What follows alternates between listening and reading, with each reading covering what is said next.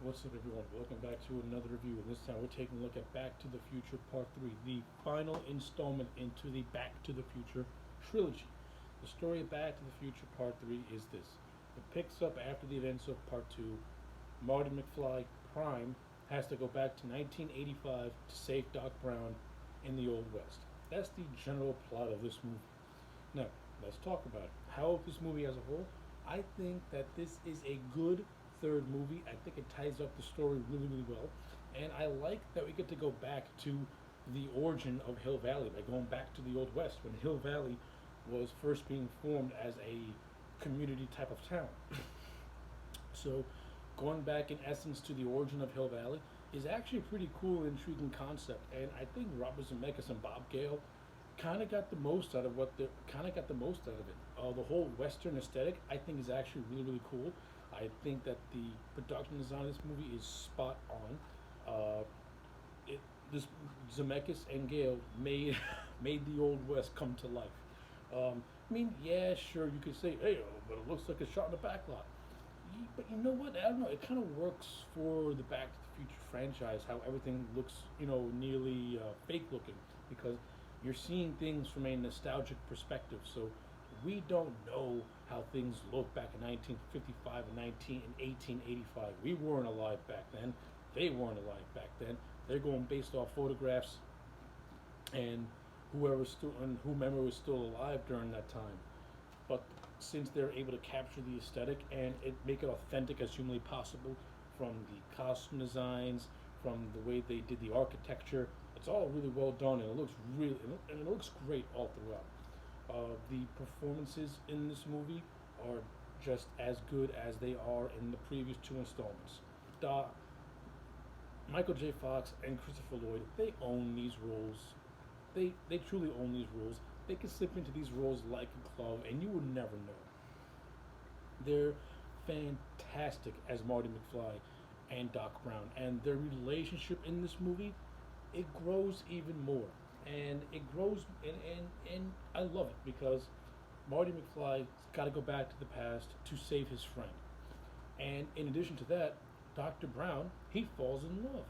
And I think another concept about this movie that I actually thought was pretty interesting is that the first two movies essentially were told from the perspective of Marty McFly. When you watch part three, it's actually told through the perspective of Doc Brown because we actually see more scenes with Doc Brown because this movie, again, creates the storyline of Doc Brown falling in love with his school teacher, Clara Clayton.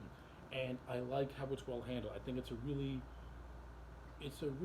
an adorable relationship between Clara and Doc Brown. You got this eccentric mad scientist in a way, but who has a heart of gold, and then you have Clara Clayton, who is like this prim and proper woman, but she's also a very respectable woman as well. And seeing these two personalities, unite with one another, it's unique and it works because there's an instant attraction between the two of them.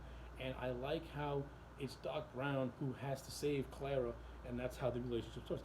It's actually a nice little callback to Lorraine and George when Lorraine's father hit George with the car by accident, and then Lorraine falls in love with George. I like this too. Doc Brown saves Clara, and Clara falls in love with Doc Brown. So it's like a nice little parallel, if you will, in a way, how the two people fall in love with the people who are like saving them or nursing them. So I like how that parallels a little bit.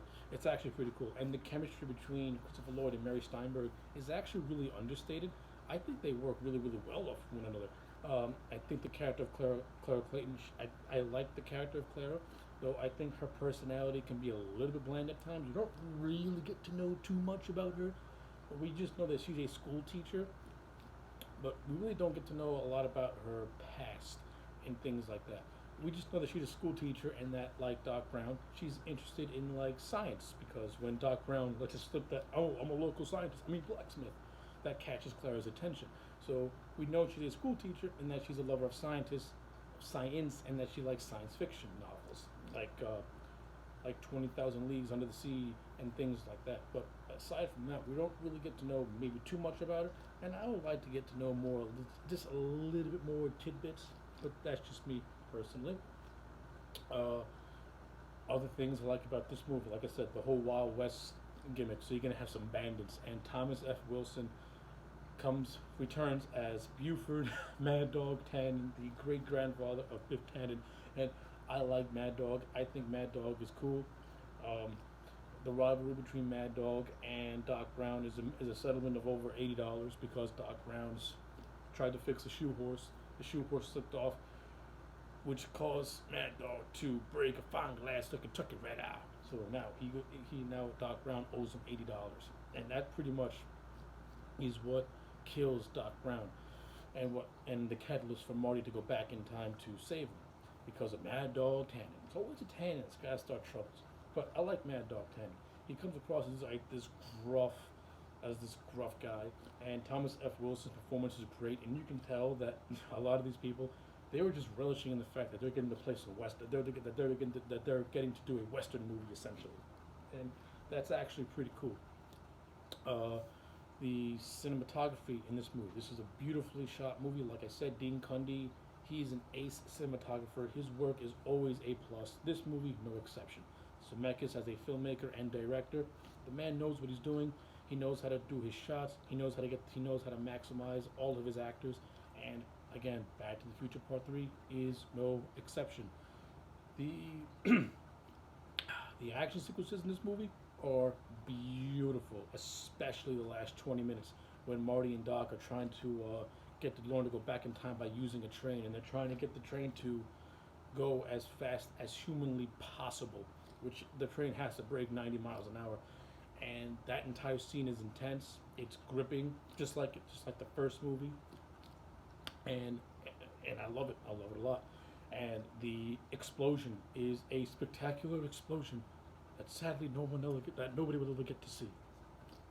To quote Doc Brown, like once Marty goes back in time, the train just explodes and it's a monstrous explosion. Great stuff. Great use of practical effects there by Zemeckis and his team. Love it a lot. Great stuff.